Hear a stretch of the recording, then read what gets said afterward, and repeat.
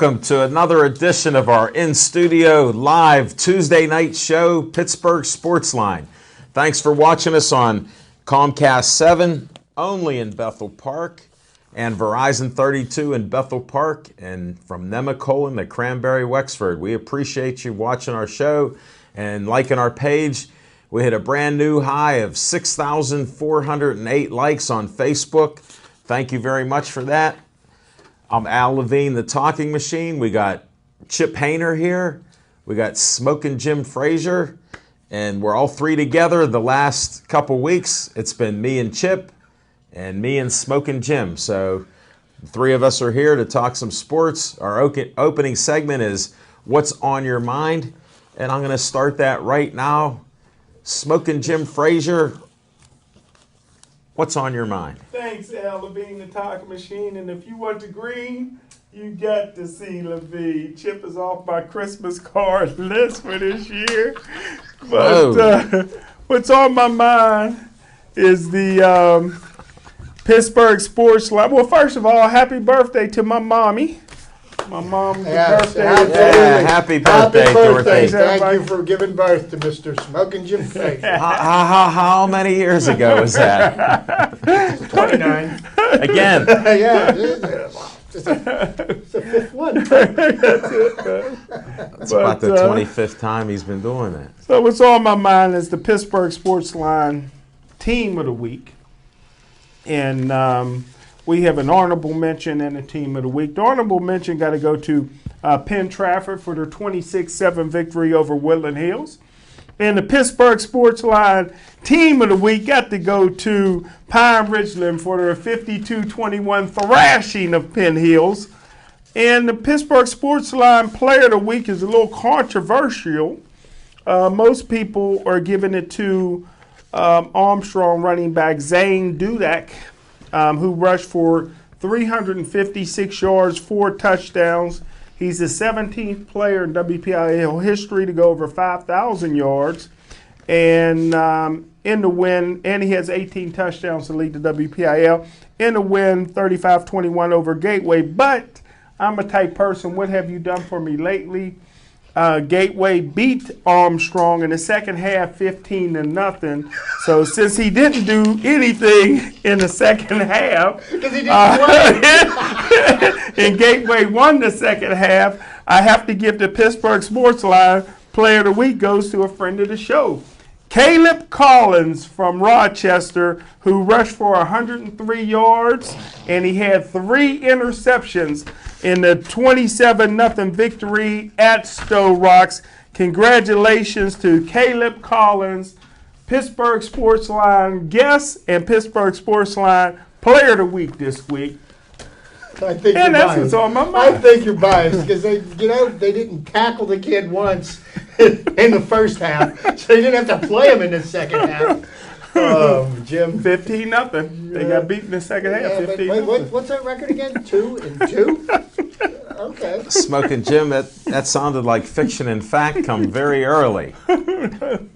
Thanks for that, and the shout out to your mother for her birthday. That was the biggest fact that you threw out there. All right. Chip Hayner, what's on your mind? Oh, thank you. Good evening, everybody. Thank you, Alan, very much. And Jim, you're biased for Gateway. Never ceases to amaze me. But it's a good thing they count the score the whole 60 minutes, not just the last 30. Boy, that does make a difference. In the win and loss column. No, but high school football is just it's red hot right now. As a matter of fact, I think after the first 3 games, I believe there's 3 or 4 young men who have already broken 1,000 yards rushing for the season, and the names slipped my mind. Been a little on the busy side. There's a lot of things going on. We got high school football. The Steelers are started off the season well, and the Pittsburgh Penguins are getting ready to go to training camp, and they are going to defend the Stanley Cup. They're going to go into the season as the defending Stanley Cup champions. So much better outlook for them this year going into the season than last year, I would say.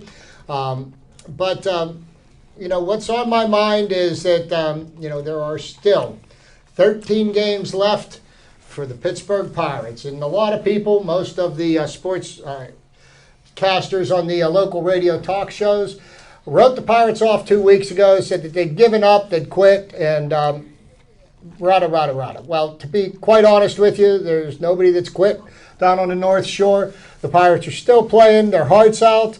And injuries are never an excuse. The Pirates have had their shares of injuries this year, and so have every other team in Major League Baseball. But the players that the Pirates are putting on the field every night are putting their best effort out. And a little congratulations to Sean Rodriguez, the super utility player who was named Player of the Week in Major League Baseball. He had 5 home runs last week. Wow. Sean Rodriguez, he can play any position on the field, and he has, with the exception of catcher this year. And, last year he had 4 home runs for the entire season. This year, the last game played, he hit 17 home runs so far this season. I think Sean Rodriguez is going to get a pretty nice pay raise next season. It's a shame he's only under contract for the rest of the season for us. But we'll see what happens. And we're getting to see a lot of the young players for the Pirates now, and we're getting to see what's coming in the future. Some players that were hot are starting to cool off. We've got some players that are out for the rest of the season, but the passion for the Pirates is never ending. I will be at probably 2 or 3 of the final 6 home games this weekend. So you know what? Baseball season's not over yet. Football season starts right after the beginning of October. So let's go Bucks. That's what's on my mind. Thanks, Chip. I appreciate it. Want to thank Olive Oil's Pizzeria for the steak hoagie and the pizza that they provided for us. Give them a call right at Hillcrest Shopping Center. You can pick up a pizza there or hoagie. They got a great product there. Call 412-831-1900. Olive Oil's Pizzeria. Can't beat it. And Joey Fabus, a little shout out early to him. Here's Joey Fabus before and after contacting DIPG, the Joey Fabus Childhood Cancer Foundation. Donate $1. Donate something. We were there on Saturday for his, it was Sunday for the 5K and walk. And there were over 400 people signed up. We didn't get really good weather. It started to rain. Devin Shea and I were there filming, so that'll be up on the BPTV very shortly and maybe this week on Facebook. So check that out. And then for my co-hosts who are going to help the organizations here in the community, Bethel Park Community Foundation has grant money from $100 to $5,000. Go online, bpcf.org, find out the information. You can see who got money. And we got a meeting on Thursday. We'll see who's getting some more money. So it's out there for you to contact them and fill out an application and take care of your group. What's on my mind is the Pirates are only 4.5 games out, which to me is a miracle with how they were giving it up.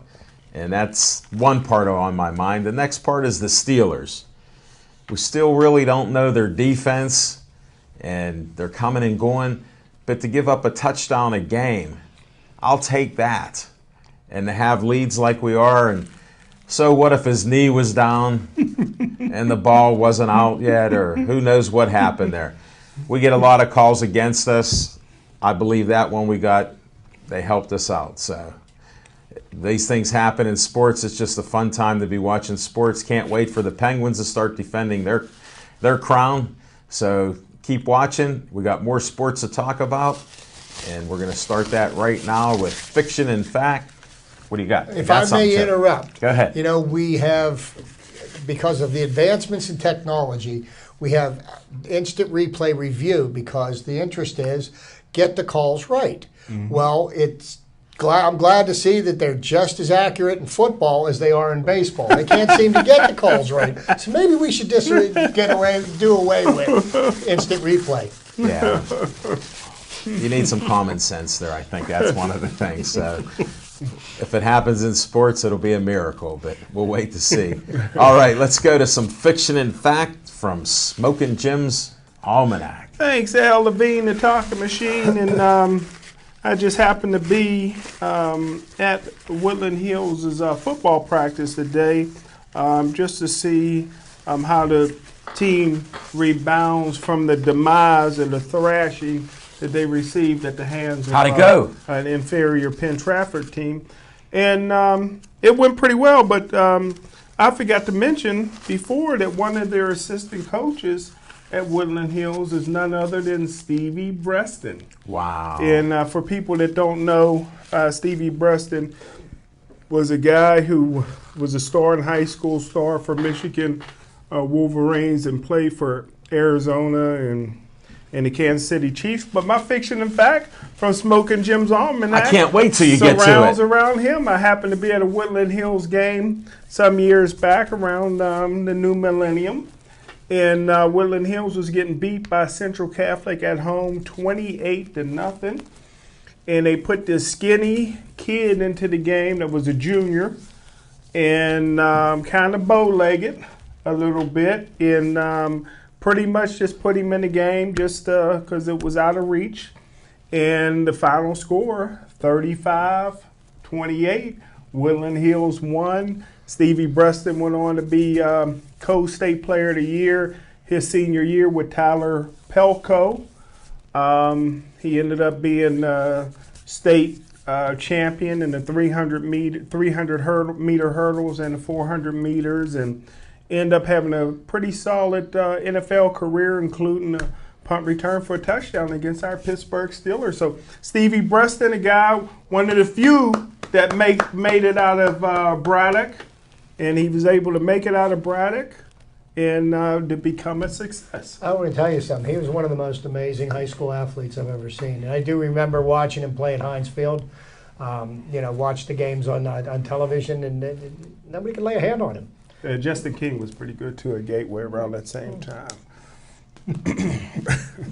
Thanks for that disclaimer, Smokin' Jim. I don't know why or where that would come out at. But we do have fiction and fact from Smokin' Jim's Almanac. All right, we done with that, Smokin' Jim? Yes, sir. All right. I don't know what this Go Armstrong means.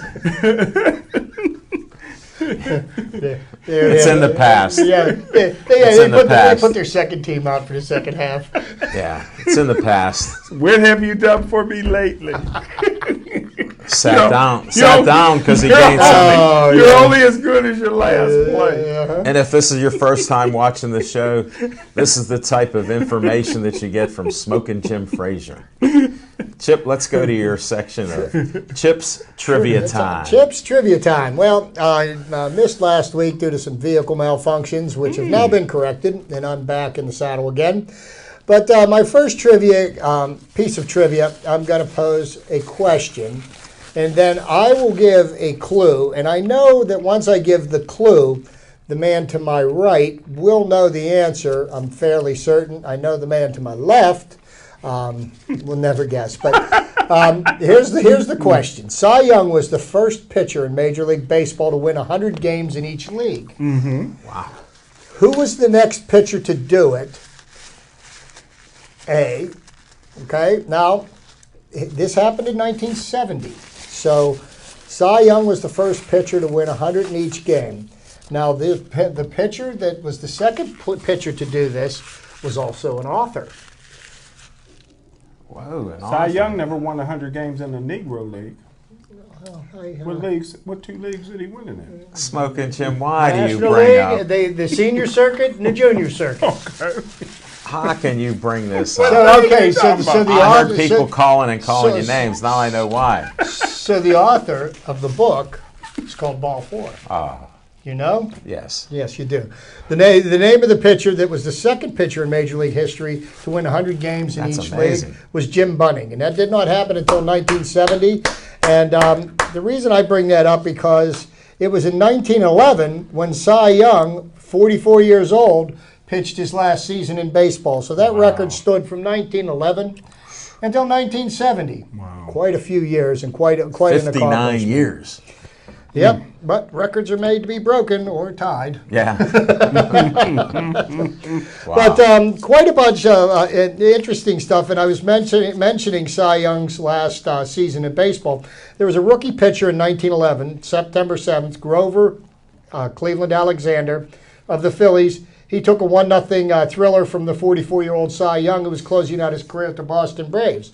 Now, the reason I bring that up, because I always like to mention memorable moments in players' careers, like 300 wins for a pitcher, 3,000 hits for a batter. Grover Cleveland Alexander won his 300th game when the Chicago Cubs defeated the Giants 7-3 in 12 innings, of which he pitched all 12, in September 20th, 1924. So in 13 years, he won 30 games. There were 300 games, and that brings me to another thing. I said 30 games. And this is another one of these records that I say happened in baseball, which will never happen again. The first and foremost being the 56-game hitting streak of Joe DiMaggio. That'll happen. The second one was performed in 1968, the year of the pitcher. Denny McClain of the Detroit Tigers won his 30th game on September the 14th of 1968. And the reason I say that this will never happen again, because baseball has evolved from a 4-pitcher pitching staff into a 5-pitcher pitching staff. So basically, if a pitcher pitches the full season without any time off, 32 games is what he would pitch for that year. So, nobody's going to go 32-0 or 30-2. Don't think that will ever happen. Really? So that is a fact. That is a feat that I do not think will ever be matched in the way the game is played today.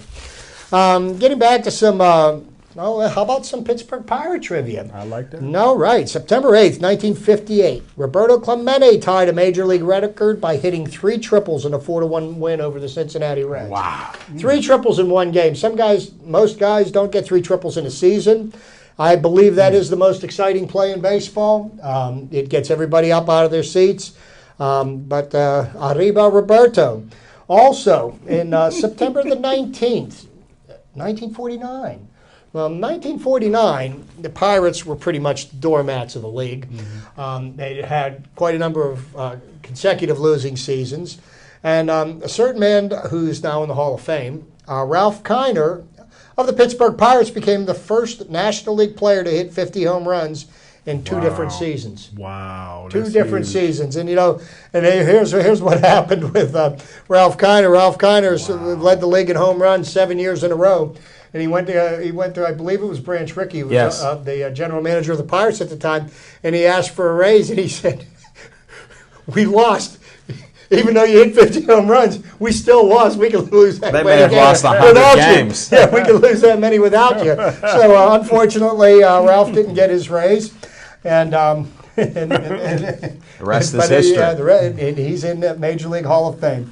Also on this date, September 16th, 1975, the Pirates routed the Chicago Cubs in Wrigley Field, 22-0. It was the most one-sided shutout since 1900. And the thing that's significant about this game is that somebody in Major League Baseball, and I believe he plays for the San Francisco Giants, tied his record this year.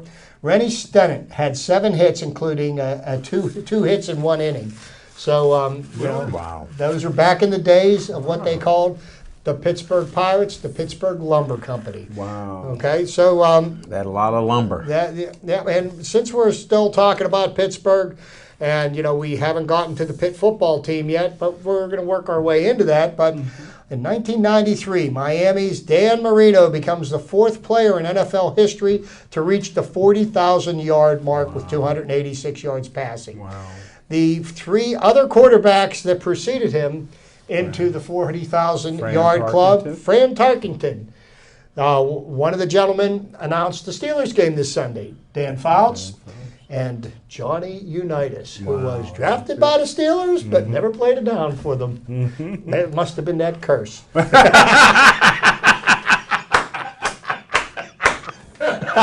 We can't Marino's find. part of the curse, right? We passed on We Marino. can't find anything about the curse. Well, though. to speak to the Marino thing while he's here, when Marino was up to be drafted and the Steelers bypassed him to take Gabe Rivera, as defensive linemen. And back in those days, Don Shula was a much more innovative coach than Chuck Noll. Chuck Noll was 3 yards in a cloud of dust and play, knock your lights out defense. And that was right. But Shula adjusted the Miami Dolphins offense to complement Dan Marino's talents. Dan Marino would have been drafted by the Steelers. He'd have handed the ball off 35 times a game, whether he liked it or not, because Chuck Noll wasn't going to bend for anybody. So that's where Shula was a little bit more innovative, saw the talents of Dan Marino, utilized them, but it didn't get him any championships. It didn't matter. Okay, on September 7th, 1916, the New York Giants beat the Brooklyn Dodgers 4-1. Well, that doesn't sound too exciting, does it? Well, what that started was their 26-game winning streak, a Major League record. 26 games without a loss in Major League Baseball. What year was that? New York Giants. In 1916. And then 100 years ago. And then going back to 1993, the greatest game at the plate in Major League history was in the nightcap of a doubleheader with Cincinnati. In the 15-2 win, Mark Whitten of the St. Louis Cardinals hit 4 home runs and drove in 12 runs to become the only player to accomplish both feats in one game. He didn't accomplish anything else in his Major League career. That's amazing. But he did accomplish that. Wow. Okay? And just to get back for a couple more here, and I'll be out of your way. September 20th, 1968, Mickey Mantle hit his last home run of his career. I miss Mickey. 536 homers, and I do believe that Mickey Mantle does have the record for the longest home run hit in Major League Baseball. It was over 500 feet, and that was before the balls were juiced. That was before the players were juiced. Mickey was probably hungover. All right, 2 more. 1969 was a magical year in Major League Baseball. It was the year of the amazing Mets, the year they won the World Series against the Baltimore Orioles. But on September 20th, 1969, Bob Moose of the Pittsburgh Pirates pitched a 4-0 no-hitter against the New York Mets at Shea Stadium. So the Mets weren't that amazing that evening. And last but not least, September 20th, 1988, Wade Boggs became the first player this century, and that would be in the 1900s, to get 200 hits in 6 consecutive seasons. His milestone coming when the Boston Red Sox pounded Toronto. Also joined Lou Gehrig as the only players to get 200 hits and 100 walks in 3 consecutive seasons. Now, that was in the 1900s, okay? There is a player that accomplished that same feat, and I do believe it was more years, and I'd have to check on it, in this century. In the 2000s. Yes. Ichiro Suzuki, the hit king in baseball. Nice. Well, I was wondering if you ran out of ink because I don't hear nothing about Pete Rose in there. Yeah, that's right. Well, With good reason. Here, everything you want to know about Pete Rose, Rule 21, Paragraph D. Thank you. Thanks, Chip. Appreciate that. Our on location will be at Hollywood Lanes October 3rd. Come out to see us on October 3rd. October 10th will be at Atria's PNC Park. So we'll be scheduled to be at those 2 places. October 3rd, Hollywood Lanes. Great venue, great owner and manager. We got Jeffrey Park and Lindsay Marie. They're the best out there. So we'll have some fun there on October 3rd. Thanks for watching, and thanks for liking our shows there. All right. We saw a Steeler game.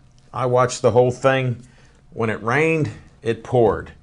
And there was a lot of, the passes were incomplete, and they weren't moving the ball during the rainstorms that hit. So it was an interesting game. When the offense got going, they really got going and scored some nice points. I will say this, and Alan touched on this earlier in his segment, and, we as Steeler fans have always been very strong advocates of killer defense. We've always had outside linebackers that led the league in sacks. And this Steelers defense, they have one sack that was like, was it really a sack? I mean, Right. what was he, 2 inches short of the Just the about. line of scrimmage, and he fell down? But what we're going to have to learn to start getting used to, and this is a bend but don't break Steelers defense. And to be honest with you, if the defense keeps playing the way it's played the first 2 weeks, I don't care if they get any sacks this year, as long as they keep up on giving up only one touchdown a game. They're not going to lose. I mean, the bottom line tough, is in yeah. football is, do you keep the other team from scoring? And they can march the football up and down the field, but if they're not crossing the goal line, we've got an offense that can score one more point than our opponents at will. Yeah, definitely. Although I noticed one guy had 11 balls thrown to him, only caught 4, and he was sort of unhappy with his performance there. Oh. So some of his, I don't know what it is, but he's caught up in all these numbers and statistics. I just wonder if that rules him instead of him just going out and playing. Well, and Ben talked about this when he was interviewed today. I heard the interview. I heard the interview. But, maybe this is one of the things that make Antonio Brown so great. He is a team player. He's proven that time and again. But he's also somewhat of a selfish player because he wants to make sure that he's got his statistics. Now, AB is playing for a contract right now, and he's going to he's getting ready to probably ink one of the biggest contracts that a wide receiver has ever seen. So, you can understand him in one sense, but if that starts hurting the team, I don't think Tomlin will have a problem with showing him a seat on the bench for teach him a lesson. What do you think? He's a player's coach. You mean he's a coach's player? But I think he was listening too deeply to you. I think more interesting things I got out of the Cincinnati game was one that, towards the end, even though Cincy only scored 1 touchdown, man, they almost came back and tied that football game or won it. Because of your man. Yeah, Tyler Boyd. And I tell you what, Cincinnati's defensive line destroyed our offensive line all day long. Maybe it was because of the mud. Maybe it was because of, Big Gino in there.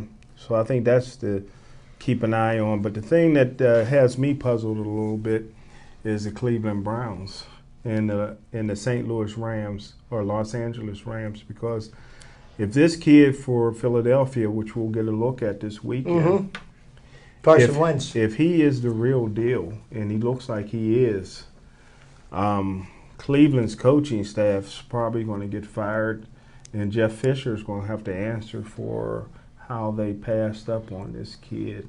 Cleveland had the second pick, the Rams had the first pick, and it could be like, for how many years did the Steelers get slapped around for passing up Dan Marino? Well, you look at it this way, you look at how poorly this kid in Los Angeles is playing, and Jared Goff is third on the depth chart. I know I can understand not wanting to rush a kid in, but I mean, come on, you need to get out there and you need to find out what NFL speed is. See what you have, yeah. And it'll be interesting to see, what the Philadelphia Eagles are made of, because, think about who they played. They played the Cleveland Browns, which is, I don't know, I don't really consider them an NFL football team. And who'd they play last week? They played the Redskins. Chicago Bears. Oh, they played the Bears last night. They played the Bears last night. So, the Bears aren't a very good team. Jay Cutler's not a very good quarterback. And even with torn ligaments in his thumb, even if his thumb wasn't the thumb, I don't think Jay Cutler's ever going to take anybody, anywhere. He's like Tony Romo. Count on him to lose the game for you. But, the Cleveland Browns have now, in their last 5 games, this week will have started the 5th different quarterback. They've already used 26 quarterbacks since they came back in 1999. The 26th will be this week. And, I've heard people talking that Cleveland was not really playing up to their capabilities, was going into this season as, well, we'll play as well as we have to assure that we're going to get the first pick in the draft. And, okay, if that's what they want to do, if they want to lay an egg for the season so they get the first pick in the draft, Who might that be, quarterback-wise, for next year? Well, do you think that how many quarterbacks since '99? You said 26. Do you think that's part of the Bernie Kosar curse? No. No, you know what? That Bernie Kosar curse didn't bite Bill Belichick, and he's the one that made him go away. Well, in Cleveland, Bernie Kosar's curse with the quarterbacks in Cleveland, and that did. Did he put a curse on, or that did is this affect after the Belichick. fact because he was done? And that did affect Belichick, and it seems like it's. I mean, how can all your number one picks, Tim Couch, Brady Quinn, Johnny Football, Brent Wheaton, Brandon Wheaton was another first round choice, and now you get RG3, a former first round choice. He didn't last a game. They gave up a first round draft pick to get him. Yeah, the backup quarterback is hurt the next week, and now they're playing a rookie quarterback. Well, let me ask you this, because I'm always a conspiracy theorist, but do you think maybe they were starting RG3 because they knew he was going to lose more games for him than Josh McCown was? Because I think Josh McCown was a better operator of their offense than RG3 is. Well, they have a great quarterback on their roster. Now, this rookie quarterback better be the best quarterback to come in the league since Russell Wilson. But okay, that being said, if not, they're always going to blast them for not taking the Wentz with the second pick. But they do have a Hall of Fame quarterback on their roster if they're smart enough to use him, Terrell Pryor. Who hasn't showed it in the NFL. He's got the record that'll never be broken, a 93-yard touchdown run against the Steelers. Well, that could be broken there until he gets a 99-yard rush touchdown. No quarterback will run that far and that fast. Ask Troy Polamalu and Ryan Clark when they tried to chase him how fast he was. Well, that's his claim to fame, Smoking Jim. Well, his arm is a claim to fame. Who do you think is going to be, the quarterback in college right now, who would be potentially the first pick in the draft next year? Well, potentially, you have to look at a couple of guys that's up for the Heisman Trophy. But the sad part about it right now, it's almost like last year. There's no real clear-cut guy right now that, the NFL teams are saying this is going to be. Look, Goff wasn't even supposed to be a top four-round pick when he started last year for California. So. Well, you look at this Carson Wentz. He played Division 1, 2A, North Dakota State. I mean, come on! Unless you lived in North Dakota, you'd never, I never heard of him before the draft. Well, here's the problem. My scouting report on Carson Wentz was inconclusive. I mean, he was big, strong, had a strong arm. He had all the measurables, but he only started a year and a half. Well, he only played half of his senior season. Right? Half his senior season, which was he got hurt around the fifth game, and then he showed a lot of moxie by coming back in the bowl game because they're like, you're going to be a first-round pick. Why would you play in a bowl game? He still played in the bowl game. But for 3 years of his 5 years, he sat the bench behind a guy that's in the Canadian Football League sitting the bench. So he didn't play until his red-shirted senior year, which would have been his junior year. And they won 5 national championships. Now, how bad are they hurting without him? They just beat Iowa. Yes, Iowa this weekend. Yes, they did. Yeah. And it looks and Iowa went to the Rose Bowl last year. They went to the Rose Bowl and they're loaded this year. So it's their system. Well, they got whatever they're doing. Whoever's coaching them up is doing a great job because they haven't lost a game in like 6-7 years, whether Carson Wentz has been in there or not. Yeah. Well, since we're kind of on the college, vein right now. What did you think about the demolishing that Louisville put on Florida State this past weekend? That Louisville quarterback, What is he? Is he a sophomore or junior? He's a young kid. Sophomore. Freshman? Yeah. He's a young kid. Red-shirted sophomore, red-shirted freshman. Something. He's young. He's not eligible for the NFL, but even Michael Vick texted and said on the Twitter and said, this guy's better than me. But he's a freak of nature. I don't know if he'll be able to play quarterback. He kind of throws a little sidearm. I don't know if he can play quarterback in the NFL, but he's going to play something. He's just he's just instant offense, and he reminds me of some of the great Tim Tebow days when you get. He might just be a college quarterback. If you don't score from the 5, brother, it's my time. Well, just turn around and block, because it's going to be. I'm calling my own number. Tim Tebow probably will go down in the record books as being one of the greatest college football players of all time. There's no question about that. Definitely, he just didn't. It didn't pan out for him in the pros because of his religious beliefs.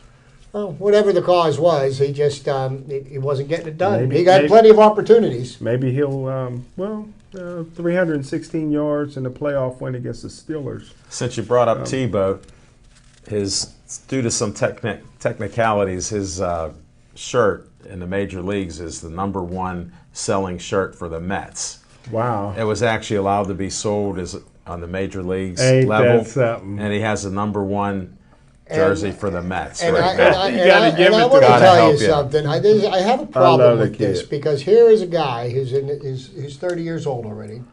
Okay? Is he that old now?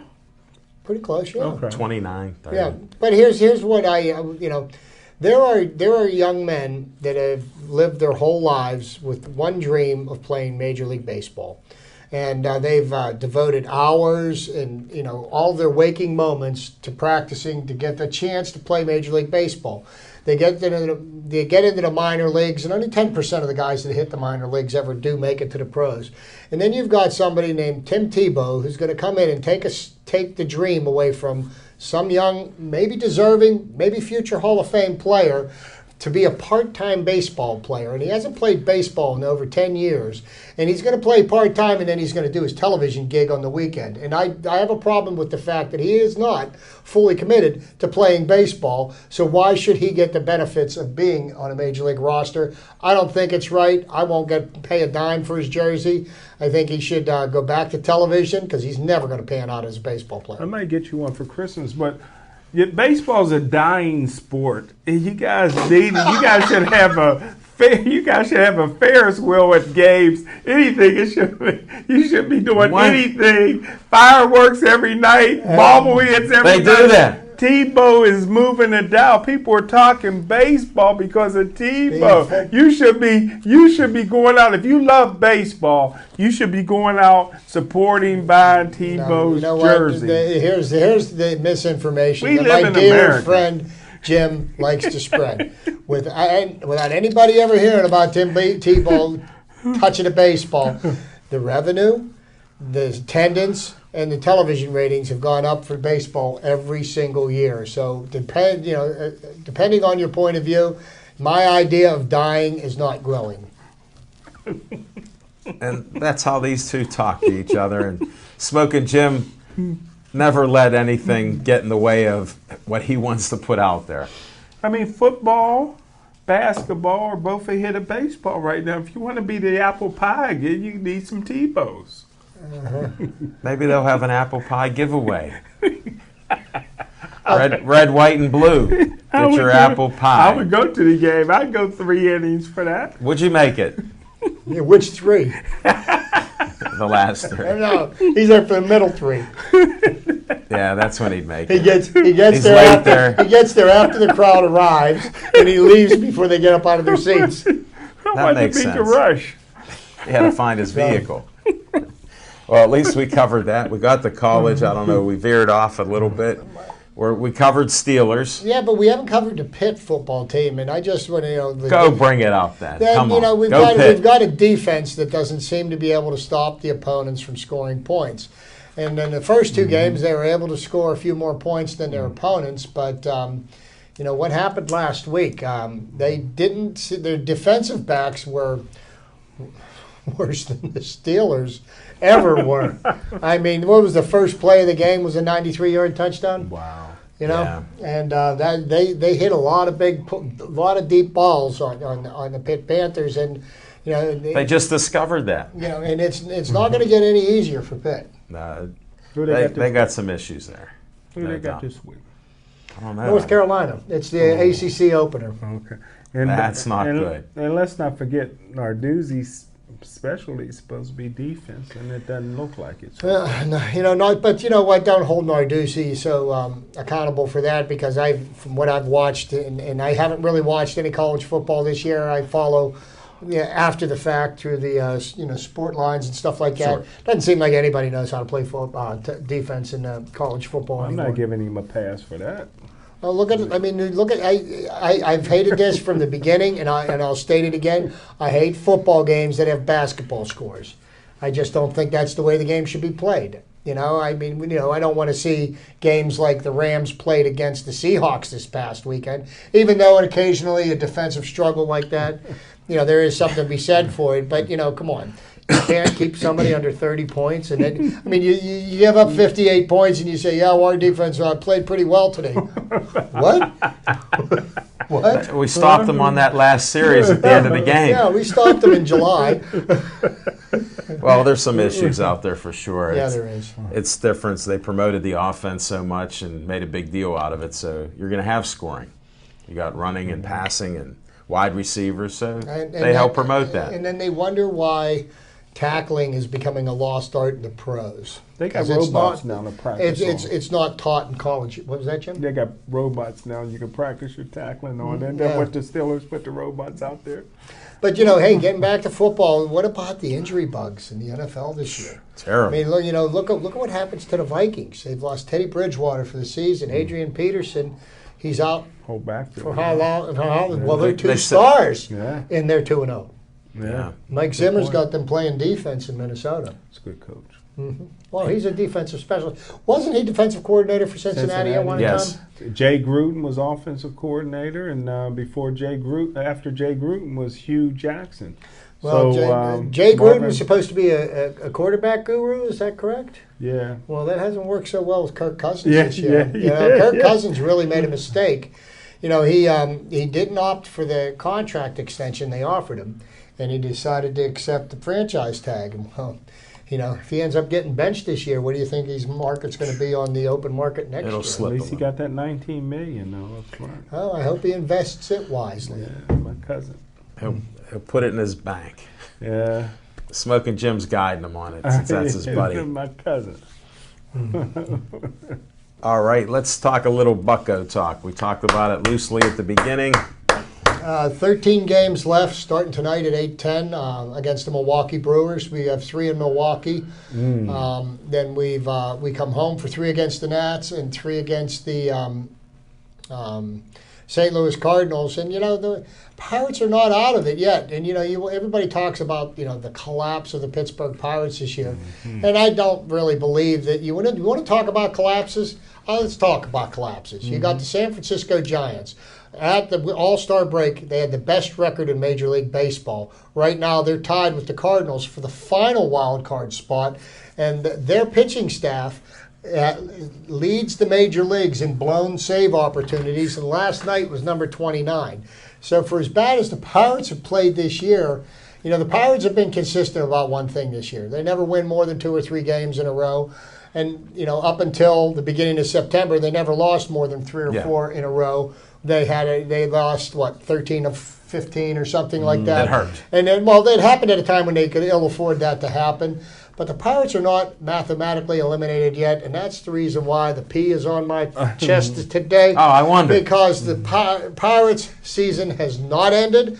And, even though it is unlikely that the Pirates will make the playoffs, I'm still holding out hope. I'm rooting for my team because, you know what? If you're a fan of the team, win, lose, or draw, I'm there to root them on. If they do make the playoffs, do they have a Mr. October on their team? Looks like Sean Rodriguez may be vying for that position, and he's a part-time player. But you think about all the bad things that happened to the Pirates this year: the lack of a starting pitching staff, the problems they had with the relief pitching. Brought that on themselves. And but you think about the good things that happened. You saw the emergence of Gregory Polanco. Now, Gregory Polanco, over the last 6 to 7 weeks, his numbers have gone down. But at one point, he was pretty red hot. Think about Young Ho Gong. Gong missed the first part of the season, came back, sat out another part of the season injured, still has 19 home runs for the season. You've got Sean Rodriguez. Last year hit 4 home runs. He's hit 17 this year. You hit Matt Joyce. Joyce hit double digits in home runs. Could be comeback player of the year. year. So the home runs that we missed by getting rid of Pedro Alvarez and Neil Walker were made up, but the fact of the matter was the Pirates pitching staff was a disappointment this year. Garrett Cole started the season off behind the 8 ball because he got hurt early in spring training, and I think he was hurt the entire year. And because he's a fighter and a gamer, so they speak, he played the season at less than 100%. And because that's what he does. He's a ball player. He wants to play. It's like Kirk Cousins. He should have took that money. Francisco Liriano was a huge disappointment for the Pirates to be successful this year. They needed Francisco Liriano to be the ace of their staff, and he was not. Okay, so he got shown the door. Some bad decisions were made, but baseball's a funny game. There are no guarantees. There's a reason why they play 162 games, and I'm going to hold my comment on the Pirates season until the 162nd game is played. Will their pitching staff be a problem again next year? That's hard to say because everybody knows that going into the winter trade period, anything can happen. There is not a very deep pool of starting pitchers available as free agents this year. One of the most notables is on our staff right now is Ivan Nova. Ivan Nova had 6 or 7, maybe 8 good starts in a row for us, and then he kind of crapped out a little bit this past weekend. But he's a human being. What they're going to do, what kind of trades we can make, it remains to be seen because we now have tradable pieces on our team. Plus, we have young guys that are getting a taste of playing Major League Baseball to come in and fill their positions. I wouldn't be too surprised to see some eye-opening trades this winter because I don't think they're going to find. Pardon me? Will McCutchen be one or no? I think that would be a foolish mistake to trade Andrew McCutchen when his value is down. I think Andrew McCutchen's going to bounce back next year and play at an MVP caliber. Players have. Roberto Clemente, Willie Mays, Hank Aaron. We'll go down the list. Pete Rose, they all had bad seasons. Not that it bad. can happen. Not that bad. It wasn't that bad. He's already got 23 home runs. That's not a terrible season, okay? Everybody says they're meaningless home runs. Well, what's a meaningless home run? A home run is a home run. At the end of the season when you look up the stats, you don't say, well, wait a minute, his home runs were hit after they were already up by 10 runs. That isn't what you look at. But I think McCutchen's going to bounce back. The thing I think may be visited is moving Marte into center field and moving McCutchen. Actually, the smart move would be move McCutchen over to right field, put Polanco in left and Marte in center. But whether or not that will happen, Cutcher pout on that. Think he's pouting. Think he's pouting now. Well, I don't believe that in a minute. Not for a second. He was mad when he got benched. That's all he talked about. And he's played well since he come back. Because that was a slap to his pride. But you know what? You got to do something. Moving him to right field won't be a slap to his pride. Well, you know what? Moving him out of center. Here's one thing you have to remember. I know a little something about black ball players. Pride. Okay, well, there comes the card. This has nothing to do with white, black, or anything else. Here's what the deal is. He's an employee of the Pittsburgh Pirates. There's a manager of the baseball team. He's going to play where the manager tells him to play, whether he likes it or not. When his contract's over, then he can go sign with anybody who wants to put him wherever they want. You're going to have a pouting brother. Yeah? I can't believe you say that. Now I know why people were calling you names. I think Andrew McCutchen. It's shocking. I have much more faith in his integrity, and oh yeah, come on. He's not going to pout like a little baby. What do you think his name is? What do you think his name is? Cam Newton? Wow, we'll have to continue this debate another day.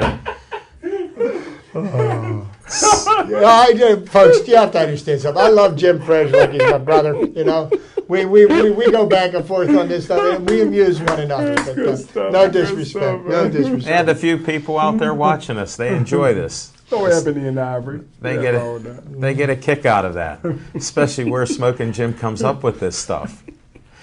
But is anybody paying any attention to the World Cup of Hockey? No. I neither am I. It's like, huh? What? They're playing hockey? U.S. and Canada tonight. You've got the NFL season kicking off, and you've got the baseball seasons, pennant races heating up, and there's plenty of sports to watch. International hockey, that's like watching soccer right now. Well, there's soccer out there all the time. I miss some of it. Yeah. It's interesting. Well, these are these guys' opinions, and they hold pretty true to that. The Pirates, the statistics just back up, whatever you say with starting pitching, relief pitching. But we've had a great bench. The team has gotten stronger as a whole to be able to be playing like this late in the season after the lack of pitching that they've had. And you think about how badly they've collapsed, and they're still only one game under 500. Okay, so usually when I think a team's tanking it or something, they're like 25 games under 500. But they, the players are playing for their pride and their respect. And you know what? Crazier things have happened in the last 13 games of the season. You know what? There's a reason why they play 162. We'll see what happens. When we're done with this, I'll go watch the Buccos at 10 after 8. Yeah, you know it, man. They won 4 in a row last time against the Brew Crew.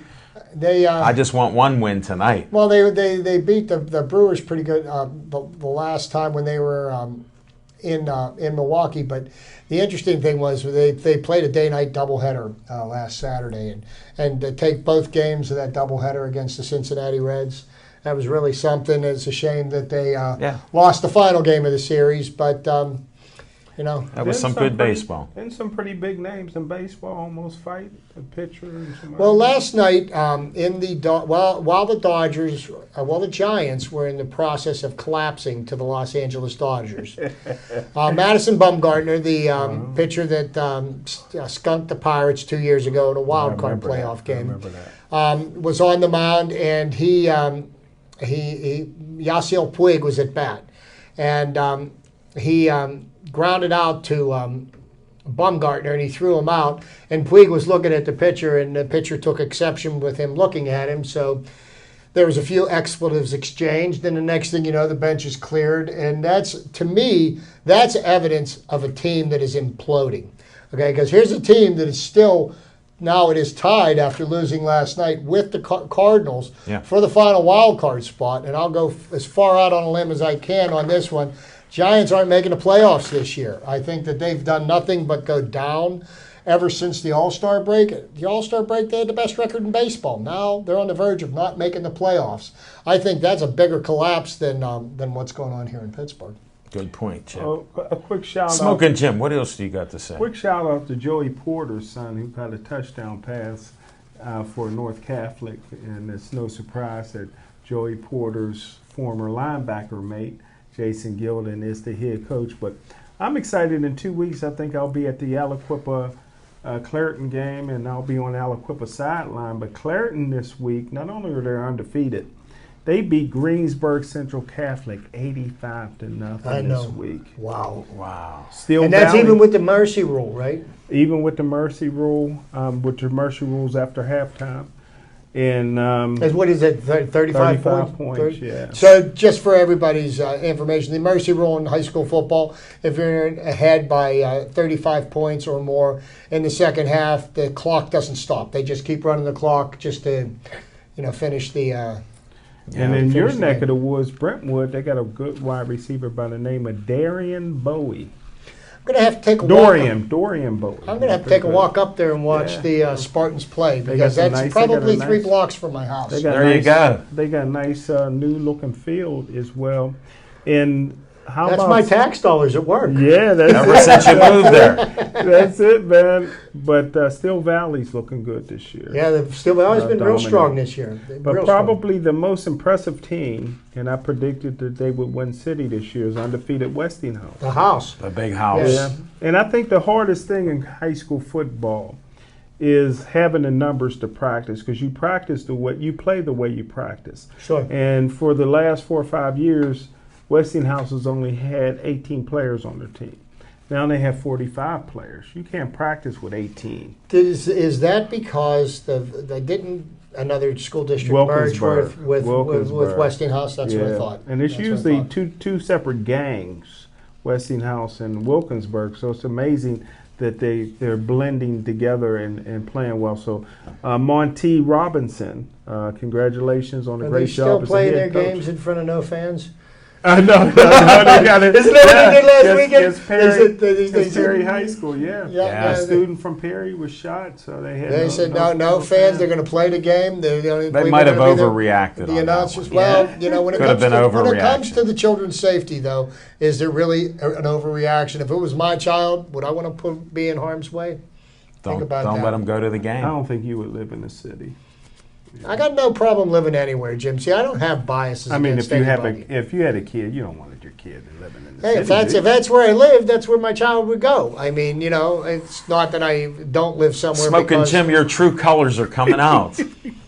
How do they let you on PCTV? You moved out of the city. You used to live. I lived in Greentree. Yeah, but I moved out. City. That's a good neighborhood. We moved 3 miles out to Greentree. I'm only 6 miles out of the city in Brentwood. One neighborhood down's Carrick and city of Pittsburgh, right? Yeah. And that's how it was, Smoking Jim. Thanks for bringing up those points. Hey, one little side note. We were at the Meadows watching some great MMA fights. Yes, sir. It was just great King of the Cage action. 6 great fights we got to see. Smoking Jim said, "I'll be right back." And a minute and 1 second later, he missed the only knockout of the night. So his timing is... Did he make it back? Yeah, he made it back. That's usually when Houdini pulls his disappearing act. No, he made it back for the next fight because that was another fight of the night. So there were some great fights. I know your tricks, Jim. We're gonna, I ever take him to another ball game, I'm putting a GPS tracking device on. You better. But a shout out to Bill Bosley and his Uniontown Fight Club. Their 3 fighters won each of their fights. So it's quite an accomplishment to win 3 that night. So shout out to them. Been guests on our show and big supporters of Pittsburgh Sportsline, and it was great to see them in action. Yeah, definitely. And they'll be guests again coming up soon. Stay tuned. Yes, sir. So, Smoking Jim, what do you got this weekend? This weekend, Al Levine, the talking machine. I guess I'll be going to high school football somewhere on Friday night. Is Gateway playing at home? Because you got those season tickets. I got the season tickets. I think Gateway's on the road.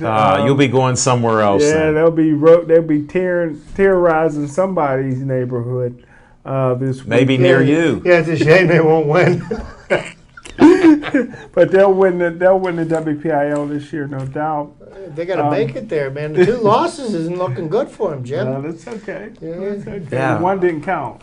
Yeah, when you look at their record in the paper, it says they're 2-2. Okay.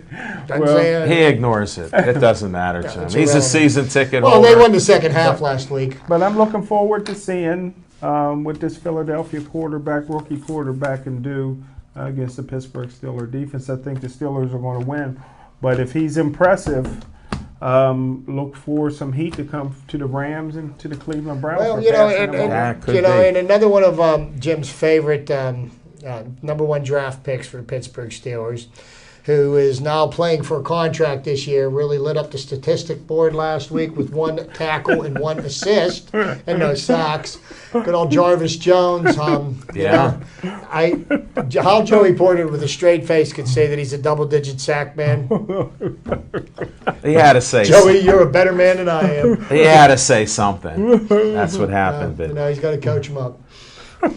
Well, I agree with Smoking Jim. I think the Steelers can beat the Eagles. They just got to make sure that they have the ball at the end of the game. You're wearing Eagle colors, too. I know. I put it on. Go for the green. Definitely. Where's those Armstrong's colors? We put that on. Well, we're just about done with the show. I want to thank everybody for watching our show. Thanks to Dave Cable for putting these shows out in a timely fashion. We got Devin Shea and we got Connor in the control room, unless somebody else snuck in. So I appreciate that. You've been doing a nice job on the cameras here for all the folks out there. And this is just about it. I got to say, stay Joey strong.